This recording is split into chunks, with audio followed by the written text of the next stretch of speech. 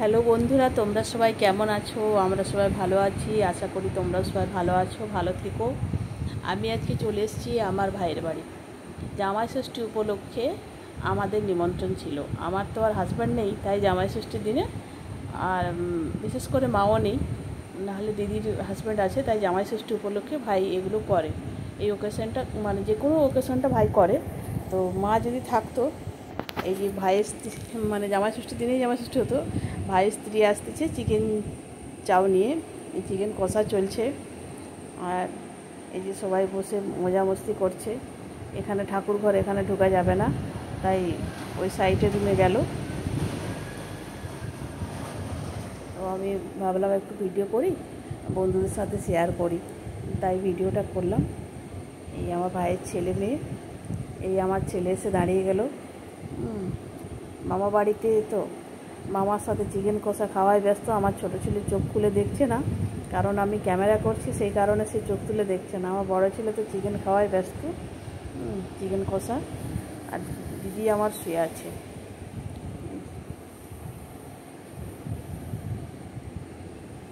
কে কোনটা খাবে সেই নিয়ে দেখছে, কার কোনটা ভালো লাগবে। মামি আবার নিয়ে এলো থালিতে করে, যে তোমরা এটা সবাই মিলে বসে খাও। তাই আবার সবাই একে একে বসে যাচ্ছে খাওয়ার জন্য। এই আমার ভাইয়ের মেয়ে বসলো, দিদি চয়েস করছে কোনটা খাবে। দিদির ছেলে দেখছে কোনটা আমার জন্য ভালো লাগবে, মানে যে যার তো একটা পছন্দ থাকে, সবাই তো সবটা খায় না। আমার ছেলেরা আবার এখানে বসে গেছে। মামা বাড়ি বলে কথা, মামা ঘর সবসময় সব কিছু ভাগটা চাই ভাগনাদের। একটা ফাঁক পড়ে গেলে বিপদ, এটা বলো না, এটা দিল না। খুব ভালো লাগে যে কোনো ওকেশনটা করে। তো তোমরা কে কখন জামাই ষষ্ঠীতে যাও কি যাও না, আর কেমন এনজয় করো একটু জানাবে। আর ভাই আমার বসে বসে জিজ্ঞেস করছে কে কেমন আছিস, কী করছিস। ও তো ছিল না আমরা যখন আসি, হাসাহাসি করছে, দিয়ে বলছে এটা তো ঠাকুমা, বল হ্যালো গাইস, এটা তো ঠাকুমা, এটা দিদি না, এটা ঠাকুমা। তো আমি বলছি না না, এটা আমার দিদি, তো বড় আদরের। আর দিদি বলছে তাহলে ভাইকে বল এটা তো দাদু। না না, এটা আমার ভাই, আর এটা আমার দিদি। এই আমার ছেলে, দিদির ছেলে। এখন সবাই ফোন নিয়ে যে যার সাথে ব্যস্ত, কেউ কারোর সাথে কথা বলায় ব্যস্ত থাকে না, কারণ সবাই সবার ফোনটা নিয়েই ব্যস্ত থাকতে ভালোবাসে এখন। যে আত্মীয় স্বজন এক জায়গায় হলে আপনজনরা কথা বলবে, সেটা আর বলে না। হচ্ছে ব্যাপার।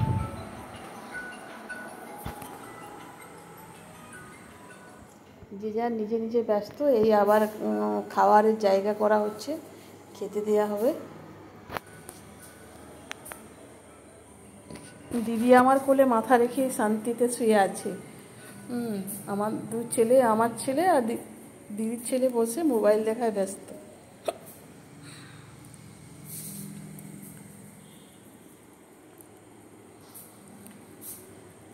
আরে ওঠে পড় রে, খেতে হবে তো। এই একে একে সবাই বসে যাচ্ছে খাবারের জন্য।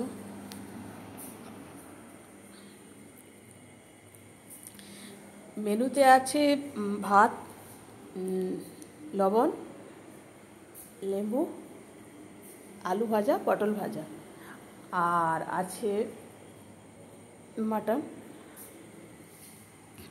পুরোটা তুলতে পারছি না, খাওয়া স্টার্ট করে দিতে হবে। এরপরে আসবে চাটনি, দই, মিষ্টি আর পাঁপড়।